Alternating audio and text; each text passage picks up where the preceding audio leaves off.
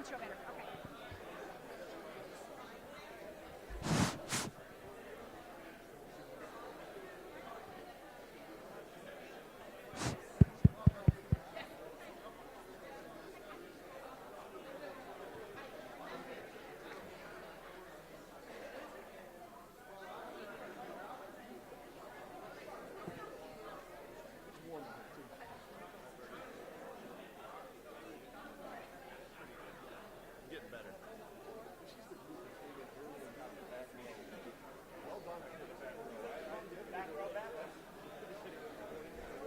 Well, welcome everyone. I hope you had a chance to meet at least one new person and get a chance to share how your year went.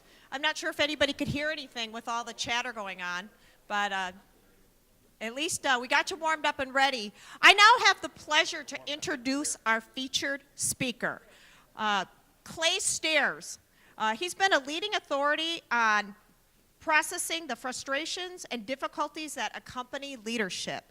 Having worked with thousands of people for over 25 years, Clay has developed a uniquely effective leadership training program that has been taught on university campuses, in high school classrooms, small businesses, and nonprofit boardrooms. Clay's been a high school teacher and a head coach for 15 years. He received honors as Teacher of the Year and Coach of the Year in the state of Missouri. Clay has 10 years of executive experience in the nonprofit sector, where he led an award-winning company and redefined a 30-year-old brand. In January of 2012, Clay started the leadership initiative that utilizes his programs and abilities to train and equip growing leaders, as well as communicate and speak across the country about the leadership mindset, enduring pressure, and navigating transition. Today, Clay speaks nationally in front of a variety of audiences, including small business owners, entrepreneurs, state legislators, government employees, chambers of commerce, college and high school students, and many more. And today, he's speaking to us. I'd like to welcome Clay Staires.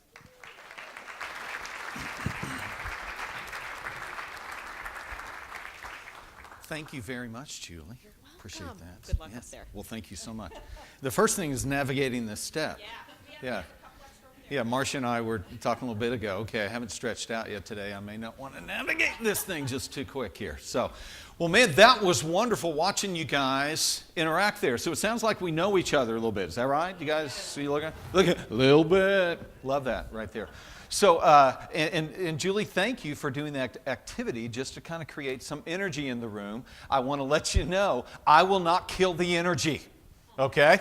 All right, we're going to be together for the next several minutes here. And I just want you to know that I'm just going to keep this thing going because I want to launch you out into these next couple days here at the conference. Well, hello, Tracy. How are you? Very good. We'll talk later, okay? Tracy and I have met. We'll talk about that later. But... yeah, I just want to launch you out into these next couple days at your conference here, being energized, excited, having opportunity to meet with people that maybe you haven't been able to talk with for a long time, because I don't know, you guys know anything about when you're doing your job, you're doing your job. You know what I'm talking? And it's kind of tough to have that interaction, especially when I was watching Tracy at the University of Tulsa. I didn't see you and Steve over there just chatting it up, you know, because that doesn't really look really good. So it's kind of tough to do. So it's great to have this opportunity. And plus, I want us to all give one another a round of applause. You made it, okay? You made it. You got through the season.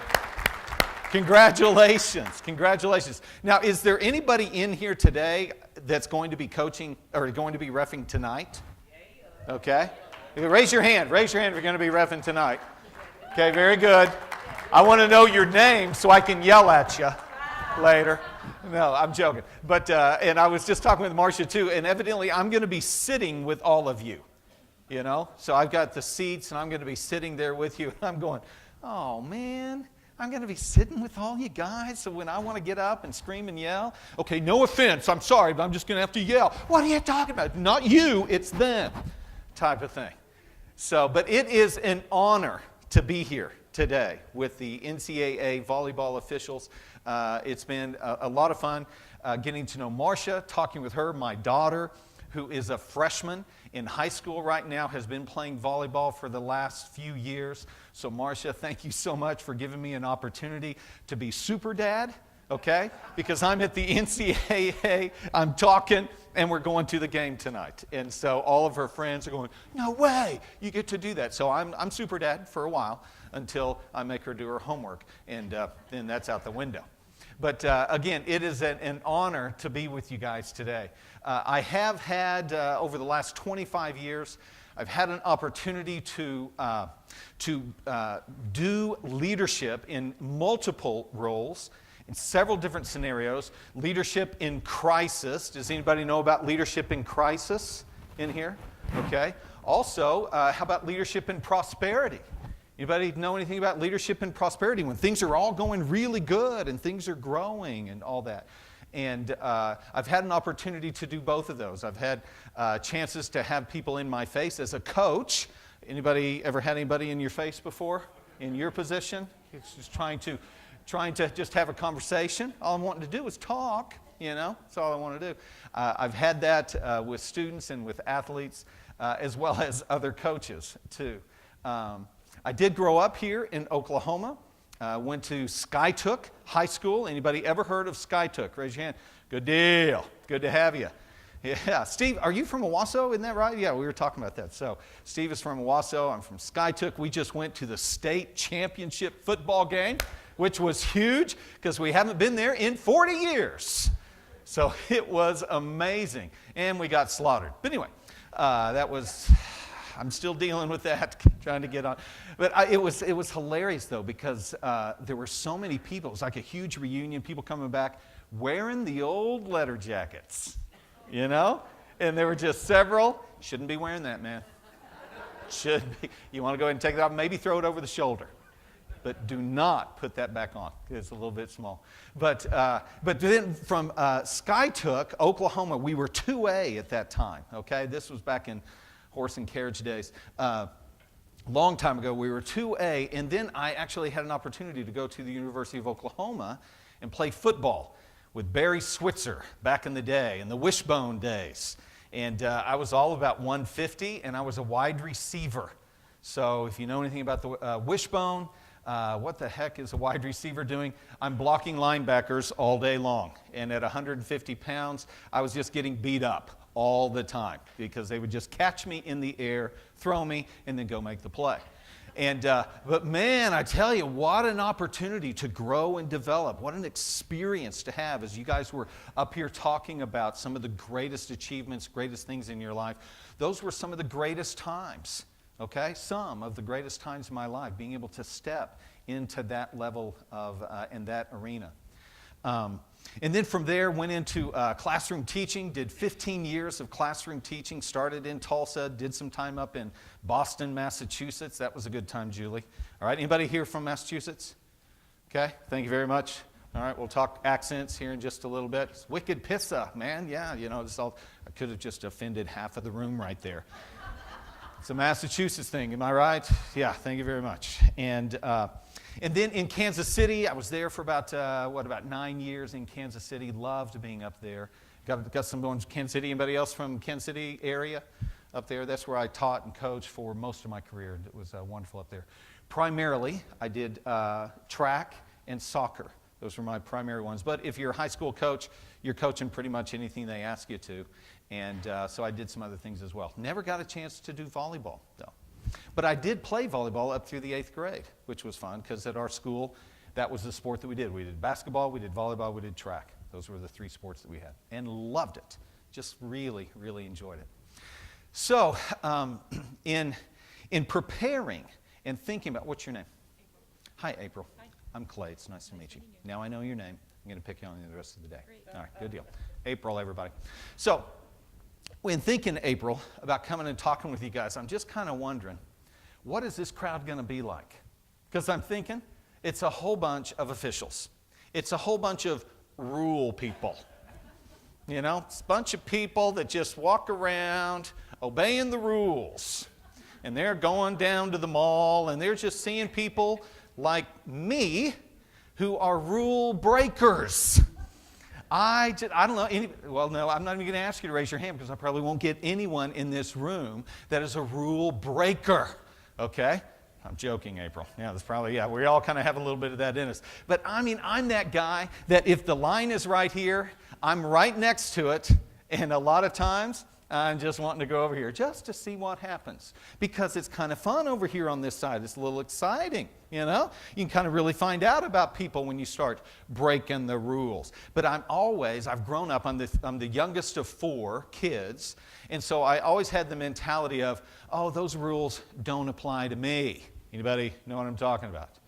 In fact, I have a great story going to the Tulsa State Fair. Have you guys ever heard of the sugar show at these fairs? You know, it's when all those people make the cakes, and there's just the elaborate, crazy, huge cakes and everything like that. They don't even look real when you look at them. And I mean, there's thousands of people there, and we're all kind of going through the lines, looking at all of these cakes and everything. And I'm looking at one, and the row's probably right here. What's your name? Devaney. Great name. And you're repping tonight. Very good, Devaney. See how I did that? Just kind of worked that in. Got April, got Devaney.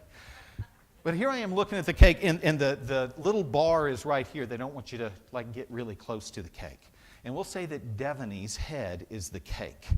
And I'm sitting here, and I'm just going, this detail is amazing. And my wife and our good friends and my 2 young children are with me, okay? And I just happen to have a sweatshirt on with the name of my mom and dad's big family business right here on my chest. And I'm looking over at my wife and I go, Lisa, look at this detail right here. Isn't this amazing? Look at that. And all of a sudden behind me I hear, sir, please step back from the cake. I'm a rule breaker. All right? How many of you guys know that when you got a little rule breaker in you and somebody says, sir, please step back from the cake, what do you want to do? I want to get closer to the cake. I don't know what it is. I just, not only get closer, I want to touch it, you know? And so I turn around and I look at the lady and I say, ma'am, I'm not going to touch the cake. I was just pointing. Sir, please step away from the cake. And I'm going, it's okay. I'm not going to touch the cake. And she says, sir, you don't know if someone might come by and push you into the cake. And I said, well, ma'am, you don't know if someone's going to come by and push you into the cake either. Sir, step back away from the cake. Ma'am, what, are you the cake police? Yes, I am. And then it's just all junior high from here on out. She's the cake police, so what do I need, Julie? I need a badge. And so I say that. Again, remember, wife, real good friends, my children, the family business. I'm going to need to see a badge. She pulls out a badge. And she shows it to me, and I go, no, that's a nameplate. That's not a badge. And about that time, all of a sudden, inside of my head, this light goes off, and I go, what the heck am I doing? It's a cake. And I go, ma'am, you're right. I'm sorry. I'll move away from the cake. And I move away, and I walk away, and my wife is looking at me going, who are you? Cake police? Did you really say cake police? You really did that, Clay, in front of our children. You said cake police. You know, so I just want to let you into my brain, okay? Because I'm a rule breaker. So the next time you have maybe a coach or maybe a fan that is struggling with the rules and the boundaries, let me let you into our mind here, okay? First of all, one of the things that we want to know, or one of the things that we want, is we want what we want, okay? I want to be able to point at the cake, all right? And then when you, as an official, bring in that rule, immediately I want to be the exception to the rule. Anybody know what I'm talking about? You just want to be the exception. Again, nobody else in here is like this, but I'm like this, okay? I want to be the exception. So, and then when you bring the rule and say, I'm sorry, there are no exceptions, sir, step away from the cake, then what I want to do is I go, oh, I'm sorry, you just don't understand why I need to be the exception. So what I want to do is I want to talk and I want to explain myself a little bit. Ma'am, it's going to be fine. I'm not going to touch the cake. But if you continue to push the rule and stand on that rule, then guys like me, we take that next step, and this is almost the step of no return. We go to sarcasm. You know? What are you, the cake police? See, we go to that place of sarcasm. Because in our head, there's this little trigger that obviously I'm not able to explain to you, April. The common sense of everything is fine here. You see, you're wrong and I'm right. That's all that I'm trying to do is explain to you that it is obvious to everyone you're wrong and I'm right. And when you don't understand my common sense, there's this little thing that clicks in my head and I go, oh, I get it. You're an idiot. Okay, now I understand it. You're an idiot. And therefore, I can become sarcastic. Anybody know what I'm talking about? I mean, this is just kind of the train of thought. I actually took time to think about this. And go, what's that process that goes on inside of my head? I want what I want, and I want to be the exception, and I just simply need to explain to you how it's common sense that I should be the exception. And then, Julie, when you say I'm not the exception, it's like, oh, then obviously you're an idiot. Okay? Which allows me to go to sarcasm. And if I don't get it taken care of there, how many of you guys have ever found this? You move from sarcasm to anger. And then it can get really tough when we go into anger. So that's just kind of what goes on inside the brains of us rule breakers. Okay? And I tell you that story today, my daughter still talks about that story today. And from time to time, when she gets sarcastic, when I am holding to the line, she goes, oh, what are you, the cake police? And I'm going, oh, yes, the emperor has no clothes type of thing. You know me of old. Yes, you see that going on. But you guys live, obviously, on a daily basis. You choose to deal with these people. You have made a choice at some point. I think I'd like that. I think that could be fun, you know? Maybe not fun, but I think it could be. No, I think it could be fun. I think I could do this. You make a choice to deal with these people who constantly put you into that box of, well, obviously you're an idiot. Anybody know what I'm talking about there? You know, it's tough. So what I want to do, as I hit my pocket here way too many times, is take a look at a couple of slides here. First of all, styles of leadership. There's two different ways, two different mindsets. I'm a huge mindset type of guy. I love working with leaders of small businesses, coaches, referees, nonprofit boards, high school, college students, helping them expand their mindsets, thinking different. Maybe it makes sense like this: expanding your capacity to process greater complexity. It's kind of a language that I use to help people understand or have different perceptions in their as they look at their circumstances. But one style of leadership and one mindset behind leadership is a mindset of growth. It's a mindset of, I love to be a leader because I love to help people grow. And in the midst of this mindset, the things that we think about, you can see here is, we want to provide time for people. We want to plan. We want to develop. We want to sit down. We want to talk. What's your name? Felix. How you doing, Felix? Doing great. How are you? I'm doing fantastic. Great. Thank you very much. Yes. You know, Felix, what we want to do in this growth mentality as a leader, we want to get to know people. We want to talk to them. We want to hear their story. You can see some of this. We want to understand, so what do you want to do with your life? You know, what's your dreams, your goals, your aspirations? We just want to take time and get to know them. This is kind of behind the mindset of a leader that loves to bring growth. It's wonderful. John Maxwell is one of these guys. How many of you guys have heard of John Maxwell before? He is a wonderful growth leader.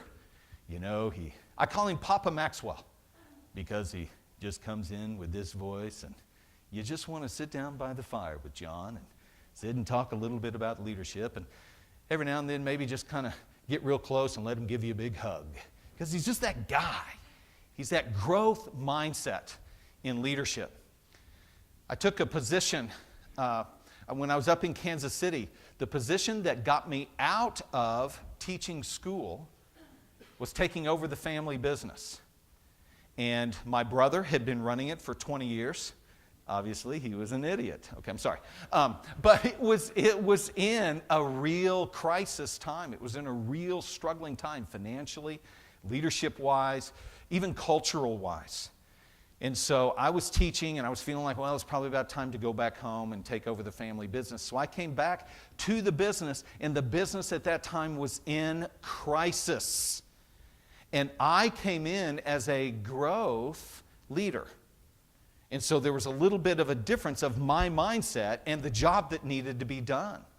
And the reason why I'm bringing this up is because you guys all the time have to balance. This was something that I watched with Tracy and with Steve as you guys were reffing and working with the other referees. You guys constantly have to balance these two worlds at the same time. And one of them is, I want to build relationship. I want to be personal with people, you know? But then this other thing, as we'll talk about in just a moment, is more of, there's a crisis going on, I have to handle it, okay? And it's not handle it, it's handle it, okay? Because it's a crisis, and it needs to be taken care of really quick. We don't have time to pronounce all of the letters in there. We got to handle it, and we got to handle it really quick, because it's escalating. You better know what I'm talking about. Escalating situation needs to be handled here. So here I come, and it was just, I came down and I brought my mindset, well, what we need to do is we just need to spend some time. We just need to start delegating. We just need to have some meetings. We need to do some planning. And I found out really quick, my mindset as a leader in this situation is not the best fit. And all of a sudden the board of directors was going, Clay, we need to pick up the pace, we need the bottom line, all this kind of thing. And so I had to learn on the fly how to lead in crisis. Or else the company and everybody working for the company was going to go bankrupt. And we're going to have to shut things down. We're going to say, hey, it's great to have you, but we don't have any more work for you. Which was something that my brother had to do with a bunch of staff just about a year before. And then I came in to try to bring the thing back up. So for me, I didn't understand it, but it was thinking the wrong way in a certain situation. It set me up for some real struggle here. Then this second style here is leadership in crisis. So one mindset is a prosperity mindset. Yeah, I'd love to get in there and help things grow and put things in order and structure things and have meetings. Okay, that's kind of a prosperity mindset. And we got to have it. But then there's this other mindset as a leader of a crisis leader. A leader in crisis. Very, very different here. And it takes a very different skill set. Because here we need to be quick. We need to be fast. We need to be focused on the issues that are going on. As you can see here, focused on resolving the crisis. We need to have clear communication. We don't dwell on why things have happened. We just fix things that happen. Do we have any fixers in here? Anybody raise your hand? Good deal. Got some fixers in here. Okay? Yeah, everybody. We're officials, Clay. Okay? I love this. And also, in the midst of crisis, this leadership skill, we need to be able to have a commanding presence. How many of you guys know that as an official? There are situations where you need to have this commanding presence.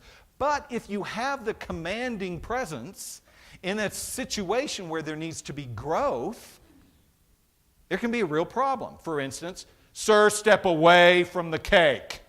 It's like, okay, did you have to come at me with that? Could it not have been, hi, sir, I'm Devaney. It's nice to meet you. We have these bars here. Could you please step back? Okay, sure, yeah, I'm sorry about that. Sir, step away. I'm just not going to respond really well to that. And this is one thing that I did when I moved from that position into a new position. I walked in, and within the first 2 hours, I had 50 employees hacked off at me, mad at me, Now again, I've learned these lessons from doing them the wrong way, okay? But I came in and immediately I tried to lead, as Maxwell talks about, I tried to lead from position rather than permission. And so I came in, I go, here's what you're doing wrong, here's what's going to have to change, there's a new sheriff in town, you're going to have to this, and I'm here to bring this, and I'm here to bring this. And I'm coming away from the meeting going, hey, thought that went pretty good. I was able to communicate the goals and the vision. That was good. Cast some vision, thought it was really great. But man, I found out pretty soon that I had alienated myself from everybody in that room. And for the next year and a half, it was hell. It was terrible. I was the executive director of a company, and all the way from the next level of the managers and the district managers, they hated me. And they didn't have any problem coming right up into my face and saying, Clay, I don't trust you, and I'm not going to do a thing you tell me to do. And I'm just sitting there going, now wait a minute.